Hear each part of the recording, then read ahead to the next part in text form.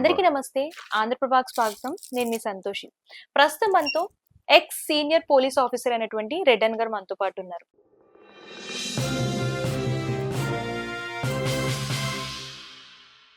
నమస్తే సార్. నమస్కారం అమ్మా. సార్, నక్సలైట్లని పూర్తిగా నిర్మూలన చేస్తున్నారు కదా సార్. సో వాళ్ళు చర్చలకి కూర్చుందాం అన్నా కూడా అమిత్ షా గానివ్వండి వాళ్ళు తిప్పి కొడుతున్నారనమాట. సో అంటే చర్చలు ఏం అవసరం లేదు, మేము పూర్తిగా నిర్మూలన చేస్తామని చెప్పేసి అని అంటున్నారు. సో దీని గురించి అసలు మీరు ఏమంటారు సార్? అంటే నక్సలైట్లు ఉండడం మంచిదంటారా, లేకపోవడం మంచిదంటారా? అసలు నక్సలైట్లు అంటే ఎవరు సార్ ఫస్ట్? నక్సలైట్లు అది బ్యాండ్ ఆర్గనైజేషన్. ఓకే. నక్సలిజం అది బ్యాండ్ ఆర్గనైజేషన్. భారతదేశం మొత్తం మీద దాన్ని బ్యాన్ చేశారు. సో అటువంటిది నక్సలిజం. నక్సలిజం అంటే ఏమిటంటే వాళ్ళ తుపాకీ గొట్టం ద్వారా రాజ్యాధికారాన్ని స్థాపించుకోవడం వాళ్ళ ఇదన్నమాట. ఆ విధంగానే ఉన్నారు. అంటే వాళ్ళు హింస ద్వారా రాజ్యాధికారాన్ని పొందడం అనేది వాళ్ళ స్లోగన్. సో అది తప్పు కదా. హింస మనకు అహింసావాదులం. మనం హింస ద్వారా రాజ్యాధికారాన్ని పొందుతాము, తుపాకీ గొట్టంతోనే మనం రాజ్యాధికారాన్ని స్థాపిస్తాం అనేది తప్పది. ఆర్గనైజేషన్ యొక్క ఏదైతే ఒక ఇది ఉందో, స్లోగన్ ఉందో అది తప్పన్నమాట.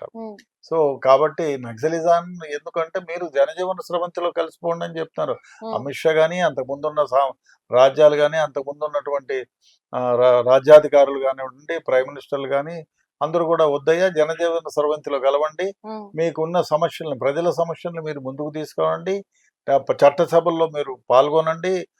విద్యావంతులుగా ఉండేవాళ్ళు చాలా మంది నక్సలైట్లో ఉన్నారు కాబట్టి మీరు కూడా ఎలక్షన్లో పాల్గొని ఎమ్మెల్యే గాను, ఎంపీ గాను, మినిస్టర్లుగా చేసి మీ సమస్యల్ని, ప్రజల సమస్యల్ని మీరు ముందుకు తీసుకెళ్ళి వాళ్ళతో అవగాహన పెంచి ప్రజలకు మంచి చేయండి. అంతేగాని అడవుల్లో ఉండి అందరినీ పోలీసుల వ్యవస్థని చంపేస్తాము, మీకు అడ్డం వచ్చిన మిలిటరీలను చంపేస్తామంటే తప్పు కదా అని చెప్తున్నారు. వాళ్ళు మాట వినలేదు. ఈవెన్ టుడే వాళ్ళు చెప్పేది ఏమంటే లొంగిపోండి, జనజీవన స్రవంతిలో కలిసిపోండి, కలిసి మీకున్న సమస్యలన్నిటి కూడా ప్రజాప్రతినిధుల ద్వారా మీరు తీర్చేసుకోండి అని చెప్తున్నారు. దాన్ని వినమంటున్నారు. సో ఎంతసేపు వినడము, రాజ్యాధికారం. దాదాపు 30 ఏళ్లుగా ఈ నక్సలిజం చాలా మంది పొట్టను పెట్టుకుంది. అహింస, మనం అహింసావాదులు అయితే వాళ్ళు హింస ద్వారా రాజ్యాధికారాన్ని సంపాదించాలని పెట్టుకున్నారు. అదేవిధంగా చాలా మంది అంటే చాలా గ్రామాల్లో కుంటుపడిపోయినాయి. ఇప్పుడు ఏమైపోయిందంటే భారతదేశం మొత్తం మీద కూడా చాలా వరకు విద్య అభ్యసించేటువంటి పరిస్థితి, స్కూళ్ళు ఉన్నాయి, రోడ్లు ఉన్నాయి, సౌకర్యాలు ఉన్నాయి, అదేవిధంగా వాళ్ళ స్కూల్ ఎడ్యుకేషన్ ఉంది. దానివల్ల ప్రజల్ని ఎడ్యుకేట్ చేయగలుగుతున్నారు. వాళ్ళకేమంటే ప్రభుత్వాలు ఇచ్చేటువంటి ఏమైతే పథకాలు ఉన్నాయో అవి ప్రజలను చేరకుండా అడ్డవేసి మధ్యలో వాళ్ళు తినేస్తున్నారు. అట్టడుగు వర్గాల వారికి, నిమ్న జాతి కులస్తుల వారికి ఈ ప్రజలకి వాళ్ళకి ప్రభుత్వాలు ఇచ్చేటువంటి పథకాలు ఏమి వాళ్ళు లబ్ధి పొందటం లేదనేటువంటిది వాళ్ళ మొదటి వ్యవహారం అనమాట. అది కూడా అట్లా కాదు కదా. అన్ని ఊర్లకు రోడ్లు ఉన్నాయి, కమ్యూనికేషన్ ఉంది, విద్యాబోధితులు పోతున్నారు, స్కూళ్ళు పెడుతున్నారు. సో వాళ్ళు ఏమన్నా ఉంటే ఎక్కడైనా కుంటుపడి ఉంది, ఆ ప్రాంతం వెనకబడి ఉందంటే మీరు ప్రజాప్రతినిధులుగా ఎన్నుకోబట్టి ఆ ప్రాంతాన్ని మీరు చేయమని చెప్పి ప్రభుత్వాన్ని డిమాండ్ చేయవచ్చు. అంతేగాని మీరు ఏదో తుపాకీ గుట్టం ద్వారా రాజ్యాధికారాన్ని సాధించి మేము ఏదో చేస్తామంటే ఇది రాజరికం కాదు, తప్పది.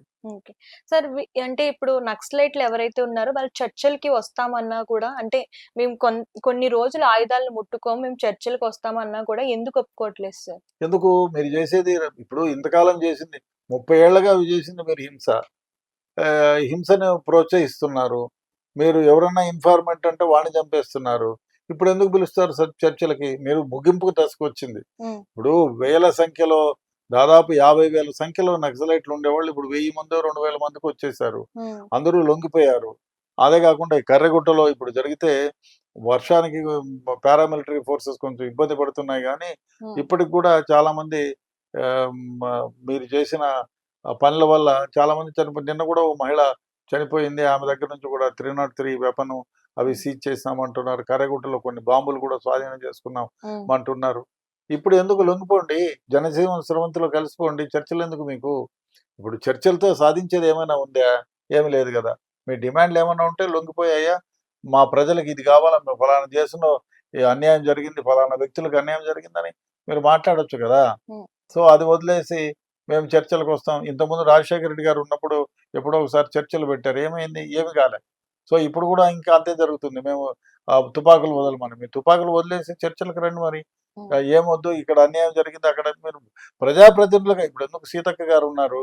ఆమె ఒకప్పుడు ఒక నక్సలైట్ ఆమె. ఆమె జనజీవన స్రవంతిలో కలిసిపోయి ప్రజాప్రతినిధిగా ప్రజల సమస్యలను ప్రభుత్వ దృష్టికి తీసుకొచ్చి తీరుస్తుంది కదా! ఆ విధంగా మీరెందుకు ముందుకు రారు? ఎందుకు మీరు ఎలక్షన్‌లో కంటెస్ట్ చేయరు? ఎలక్షన్‌లు ఉంటే మీరు బ్యాలెట్ బాక్స్‌లు ఎత్తకపోతారు. ఎలక్షన్‌లు జరగనీయకుండా ఇబ్బంది పెడతారు. అది తప్పు కదా! ఇప్పటికైనా మించిపోయింది లేదు. మీరు లొంగిపోయేసి ఆయుధాలతో సహా లొంగిపోయేసి, అయ్యా మీరు పోటీ చేయండి, ఎమ్మెల్యేలుగా మేము గెలిపిస్తాం. నిజాయితీగా మీరు ప్రజల సమస్యల్ని ప్రభుత్వం దృష్టికి తీసుకెళ్ళి ఆ సమస్యల్ని తీర్చండి. ఎవరొద్దంటారు? అందుకనే మీరు చేసే వెధవ పనులకి వల్లనే అందరూ విసుగెత్తిపోయినారు. ప్రజలు కూడా మిమ్మల్ని సపోర్ట్ చేయటంలా.